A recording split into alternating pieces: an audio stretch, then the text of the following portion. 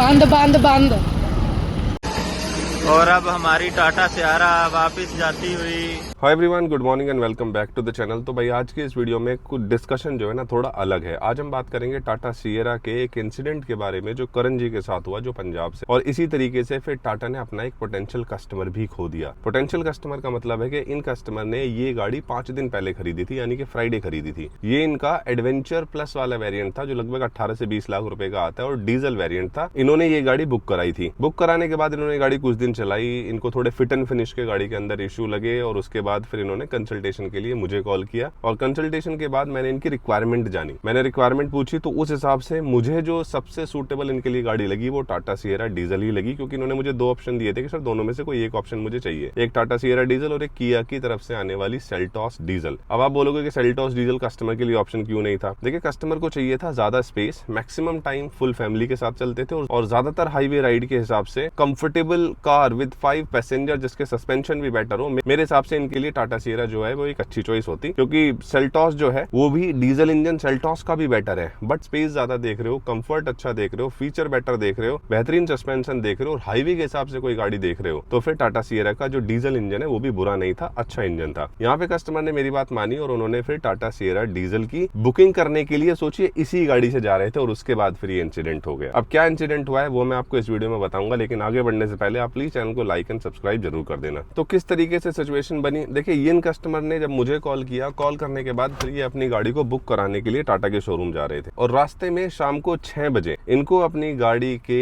Engine के नीचे से कुछ लीकेज होता हुआ दिखाई दिया। अब वो लीकेज क्या था? लीकेज डीजल भी हो सकता था, इंजन ऑयल भी हो सकता था, क्योंकि हो सकता है कि गाड़ी नीचे से लगी हो जिस वजह से इंजन ऑयल गाड़ी का लीक हो रहा हो। और लीकेज कोई थोड़ा बहुत नहीं था, लीकेज की जो क्वांटिटी थी ना वो काफी ज्यादा थी, जैसा कि आप वीडियो के अंदर देख सकते हो। तो पहली नजर में कस्टमर को यही लगा कि शायद इसके अंदर से या तो ये एसी का पानी गिर रहा है या फिर ये जो इंजन ऑयल है वो लीक हो रहा है, और तीसरी जो संभावना हो सकती थी वो ये कि इसके अंदर से डीजल लीक हो रहा है। अब आप समझिए, गाड़ी मात्र 5 दिन पुरानी थी, मतलब कस्टमर ने फ्राइडे गाड़ी बुक कराई है, डीजल का एडवेंचर प्लस वेरिएंट जो टॉप मॉडल आता है, और भाई उसके अंदर 5 दिन में ये सिचुएशन हो गई। और जहां कस्टमर दूसरी गाड़ी लेना प्लान कर रहा था डीजल की सेम मॉडल, तो यहाँ पे कस्टमर अभी भी सेटिस्फाइड ये था कि कोई नहीं, कोई क्लम्प जो है या फिर कोई जो कनेक्शन है वो लूज रह गया होगा, जिस वजह से या तो डीजल या फिर पानी या फिर जो ऑयल है इंजन ऑयल वो लीक हो रहा होगा। उसके बाद फिर शाम को 6 बजे इन्होंने कस्टमर केयर कॉल करा, जो टाटा की RSA सर्विस होती है, एंड फॉर्चुनेटली जो टाटा की RSA सर्विस है वो मौके पर पहुंची। मौके पर पहुंचने के बाद वो अपने साथ क्रेन भी लेके आए थे, उस क्रेन पे गाड़ी को लोड किया गया और फिर उसके बाद इसको मोहाली सर्विस सेंटर रेफर कर दिया गया। लेकिन जो ड्यूरेशन थी ना गाड़ी को पिकअप करने की, कस्टमर को वेट कराने की, वो बहुत ज्यादा होती हुई दिखी, क्योंकि 6 बजे इनकी गाड़ी में इशू आया था, 6:30 बजे कॉल करा तो आइडली 2 घंटे, मैक्स टू मैक्स 2 घंटे के अंदर जो RSA था वो आ जाना चाहिए था, लेकिन टाइम ड्यूरेशन पता है कितना लगा? तो 10 बजे RSA पहुंचे। 4 घंटे का डिफरेंस है, जो मेरे हिसाब से बहुत ज्यादा है। यहाँ पे मैंने पहले भी बोला है कि टाटा के पास इनके पोर्टफोलियो में प्रोडक्ट बहुत सारे हैं, अच्छे प्रोडक्ट है, इनको अभी फोकस करना चाहिए कस्टमर सर्विस और कस्टमर सेंट्रिसिटी पे, क्योंकि यही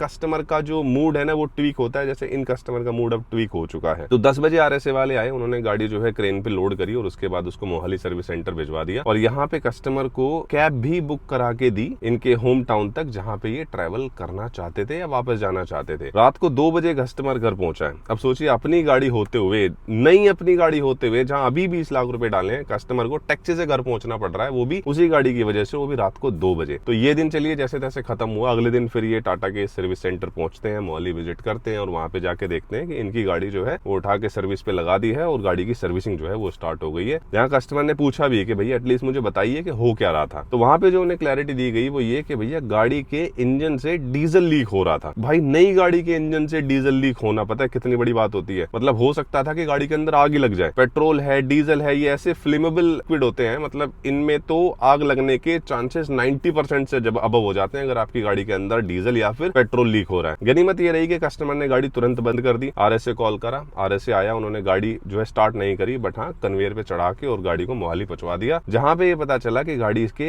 इंजन से डीजल लीक हो रहा था। डीजल लीक होने के क्या प्रोबेबिलिटी हो सकती है? उसमें सिंपल है कि कोई क्लम्प शायद नीचे से लीक हो गया हो या फिर ढीला रह गया हो, जिस वजह से गाड़ी से लीकेज हो रही थी। तो जब ऐसी सिचुएशन हो जाती है ना, तो कस्टमर ज्यादातर फिर इंस्टाग्राम या यूट्यूब पे जाके देखता है कि कस्टमर के फीडबैक क्या रहे हैं, उनके पास जो इशू आए हैं वो कैसे रिजॉल्व हुए। और यही चीज मेरे को करण जी भी बता रहे हैं कि भाई जब भी मैं गाड़ी के सामने हूँ, ये गाड़ी को टच नहीं कर रहे हैं, और जैसे ही मैं शोरूम से बाहर जाता हूँ भाई गाड़ी को ये लगा देते हैं सर्विस लाइन पे, और वहां पे फिर गाड़ी की सर्विसिंग जो है वो स्टार्ट कर देते हैं। तो ऐसे ही जब करण जी वापस आए तो देखा भाई उनकी गाड़ी जो है वो क्रेन पे लगी और गाड़ी को खोलने बांधने में ये लोग लगे हुए हैं। तो फिर वहां पे करण जी ने पूछा कि भाई एटलीस्ट मुझसे बता तो दो कि आप गाड़ी क्रेन पे लगा रहे हो, खोल रहे हो, या देख रहे हो गाड़ी के अंदर क्या इशू आ रहा है, ताकि मुझे भी पता चलता रहे। तो वहां पे टाटा वालों ने करण जी को ऐसा कुछ खास रिस्पॉन्स नहीं दिया, बस ये बोला कि भाई डायग्नोस करने की कोशिश कर रहे हैं कि डीजल लीक हो कहां से रहा था। तो यहाँ पे जब डायग्नोस हुआ, डायग्नोस होने के बाद पहले उन्होंने बोला कि भाई ये जो डीजल है ये इंजन के अंदर से लीक हो रहा है और आपकी गाड़ी का इंजन जो है वो हमें खोलना पड़ेगा। अब आप सोचिए, जो गाड़ी 600-650 किलोमीटर चली है उस गाड़ी का इंजन कोई कस्टमर कैसे खुलवा देगा? तो यहाँ पे उनको बताया जा रहा है कि आपकी गाड़ी का इंजन खोल के डायग्नोस करना पड़ेगा कि भाई डीजल लीकेज है क्यों और मेन रीजन है क्या। तो यहाँ पे कस्टमर ने क्लियरली मना कर दिया कि भाई अगर मेरी गाड़ी का इंजन खुलता है तो मैं गाड़ी जो है वो आपसे वापस नहीं लूंगा, आपको मुझे या तो नई गाड़ी देनी पड़ेगी या मेरे पैसे रिफंड करने पड़ेंगे। तो यहाँ पे इतना बोल के करण जी फिर अपना बाहर की तरफ आ गए और फिर अभी गाड़ी जो है वो सर्विस सेंटर में ही है। लेकिन अगले 2-2.5 घंटे बाद जब करण जी वापस अपनी गाड़ी को देखने गए तो पता चला कि आपकी गाड़ी की जो प्रॉब्लम है वो फिक्स कर दी है। फिर वही चीज के करण जी भैया मेरे को बताओ तो सही कि था क्या, हुआ क्या, कोई वीडियो है, कोई प्रूफ है कि जहां से पता चले कि आपने मेरी गाड़ी की प्रॉब्लम फिक्स कर दी है। और इनिशियली प्रॉब्लम आई कहां से थी? क्लम्प लीक था, पाइप लीक था। तो फिर उनको बताया गया कि भाई आपकी गाड़ी का जो डीजल पाइप है जो पीछे से इंजन की तरफ आता है वो लीकेज था, जिस वजह से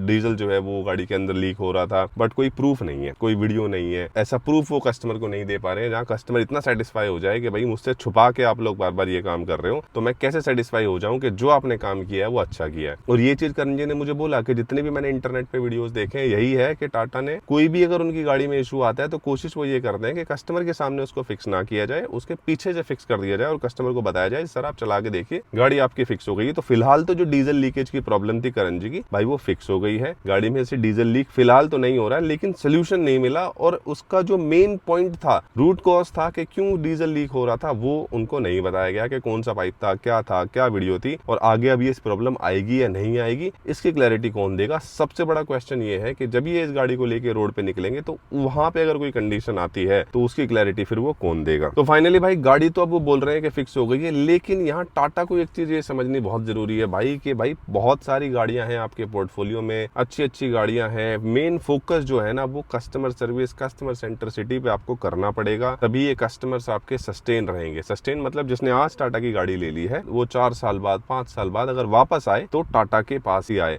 और इसी को बोलते हैं भाई साहब रिटेनेबिलिटी, मतलब एक कस्टमर को आप रिटेन करके बैठे हो। जैसे Hyundai है, Hyundai की गाड़ियों को अगर एक बार कोई चला ले तो दोबारा Hyundai के पास जाता है। महिंद्रा में भी सेम ही चीज है, हालांकि महिंद्रा के भी कुछ टेक इशू आते हैं बट इस लेवल के टेक इशू जो है वो मैंने अभी तक महिंद्रा के सर्विस सेंटर में नहीं देखे हैं। और जबकि टाटा ने बहुत सारी गाड़ियां रिकॉल भी कराई हैं, जो सुनने में आया है कि पेट्रोल 1.5 लीटर के 2025 वाले मॉडल थे जो कस्टमर को दिए गए थे वो टाटा ने रिकॉल करा दिया है, ये बोल के कि भाई ये गाड़ी जो है 2025 मैन्युफैक्चरर है, हम आपको 2026 मेक या फिर मैन्युफैक्चरर देंगे जो आपका लेटेस्ट मॉडल होगा, और उसमें जो भी रजिस्ट्रेशन कॉस्ट इन्वॉल्व हुई थी वो सब टाटा बेयर करेगा। तो इसमें कुछ तो लोचा है, क्योंकि जब कोई कंपनी इतना ज्यादा कॉस्ट बेयर करती है, रजिस्ट्रेशन चार्ज RTO जो लगभग लाख रुपए के होता है अलग अलग स्टेट्स में, वो सब कंपनी बेयर करेगी। और कितनी सारी गाड़ियां टाटा ने रिकॉल करी तो उनके अंदर क्या फॉल्ट थे अब वो तो टाइम के साथ ही पता चलेगा। जैसे ये गाड़ी जो है टाइम के साथ आपको पता चल गई कि इसके अंदर कुछ इस टाइप का इशू आया है। और अगर और भी कोई कस्टमर है भाई जिनके पास ऐसे कोई इशू आते हैं तो मुझे मैसेज कर सकते हैं, कमेंट कर सकते हैं, आप कोऑर्डिनेट कर सकते हो। डिटेल्स मैंने अपने डिस्क्रिप्शन में छोड़ दी है, वहां पे जाके आप मुझे कांटेक्ट कर सकते हो। बाकी आज के इस वीडियो में यार बस इतना ही था, बाकी मिलते हैं अगली वीडियो में, तब तक के लिए बाय बाय।